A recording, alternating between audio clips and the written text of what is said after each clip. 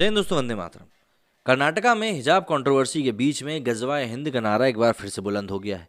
गजवाए हिंद को लेकर यूपी में काफ़ी सारी चीज़ें भी कही जा रही हैं। इन्हीं सब चीज़ों के बीच में योगी आदित्यनाथ जी का एक साक्षात्कार सामने आया, जिसमें कि उन्होंने साफ तौर पर कहा है कि भाई गजवाए हिंद का सपना देखने वालों के लिए चेतावनी है कि उनका ये सपना कभी पूरा नहीं हो पाएगा। ऐसे में कई लोगों के जहन में अभी सवाल उठ रहा है कि भाई आखिर ये गजवाए हिंद है क्या, और चुनाव जब भी आते हैं तब ये गजवाए हिंद की बात क्यों होने लगती है। और ये सवाल उठना लाजमी भी है, क्योंकि ये जो शब्द है ये हर एक भारतीय को जानना इसलिए ज़रूरी है क्योंकि इसके जो मायने हैं वो मायने भारत के लिहाज से, भारत की संप्रभुता के हिसाब से बिल्कुल भी अच्छे नहीं हैं। तो हर एक भारतीय को हक है कि वो इसके बारे में जाने। तो समझते हैं कि क्या है गजवाए हिंद और क्यों इसके बारे में इतनी चर्चा हो रही है।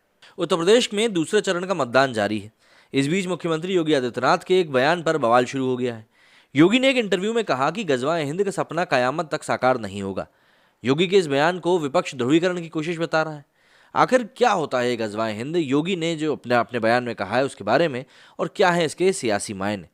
देखिए, दूसरे चरण के मतदान से पहले रविवार को योगी आदित्यनाथ ने ट्वीट किया कि गजवाए हिंद का सपना देखने वाले तालिबानी सोच के मजहबी उन्मादी इस बात को गांठ बांध लें, या तो वो रहेंगे या वो नहीं रहेंगे, लेकिन भारत को शरीयत के हिसाब से नहीं चलने देंगे।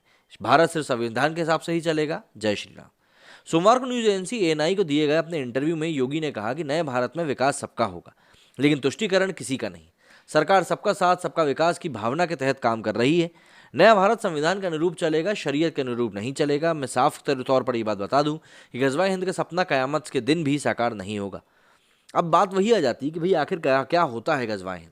तो देखिए, गजवाए हिंद एक पुराना शब्द है जिसमें गजवा का मतलब होता है एक जंग, जो कि इस्लाम के विस्तार के लिए लड़ी जाती थी। यानी गजवाए हिंद के मायने ऐसा हुआ कि ऐसी जंग है जिसके जरिए भारतीय उपमहाद्वीप के लोगों को इस्लाम में शामिल किया जा सके। जानकार ये बताते हैं कि जब इस्लाम को भारतवर्ष में विस्तार देने की कोशिश की गई थी तब इस शब्द का इस्तेमाल हुआ था। सपा नेता इमरान मसूद ने कहा कि भाजपा के पास कोई मुद्दे नहीं है, ये उनकी हताशा और निराशा है। देश संविधान से चल रहा है, संविधान से ही चलेगा, और संविधान की वजह से ही योगी संवैधानिक पद पर बैठे हुए हैं। वहीं कांग्रेस के सुरेंद्र राजपूत ने कहा कि चुनाव में हार के डर से हताश और निराश भाजपा और योगी आदित्यनाथ उत्तर प्रदेश के चुनाव को सांप्रदायिक रंग देने की कोशिश कर रहे हैं। मौजूदा दौर में अब तक किसी भी मुस्लिम नेता ने गजवाए हिंद के बारे में कोई बयान नहीं दिया है, ना ही किसी मुस्लिम धर्मगुरु की इस पर टिप्पणी आई है। सुरक्षा एजेंसियों की खुफिया रिपोर्ट्स में आतंकियों की साजिश के संदर्भ में ही इस शब्द का इस्तेमाल किया गया है। पहले चरण के मतदान से एक दिन पहले योगी आदित्यनाथ ने एक वीडियो संदेश में ट्वीट करते हुए कहा था कि यदि गलती की तो कश्मीर, केरल और बंगाल बन जाएगा यूपी। करीब 6 मिनट के वीडियो संदेश में योगी ने कहा था कि जिन दंगाइयों और आतताइयों पर अंकुश लगा है वो सब अब मचल रहे हैं। आतंकी बार बार धमका रहे हैं कि जरा सोचिए और हमारी सरकार आने दीजिए, सावधान रहिए। आप चूके तो 5 साल की मेहनत पर पानी फिर जाएगा। इस बार उत्तर प्रदेश को कश्मीर, बंगाल और केरल मत बनने दीजिए। आपका वोट मेरे 5 साल की तपस्या पर आशीर्वाद की तरह तो है ही, साथ में ये भी ध्यान रहे कि वोट आने वाले वर्षों में आपको भयमुक्त जीवन की गारंटी भी देगा। और इसके साथ ही उन्होंने जय श्री राम लिखते हुए अपनी बात को खत्म कर दिया था।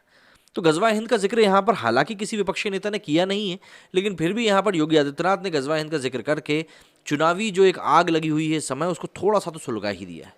अब देखना है कि इसके ऊपर क्या क्या प्रतिक्रियाएं निकलकर सामने आती हैं। मेरे स्टूडियो में फिलहाल इतना ही। जय हिंद, जय भारत।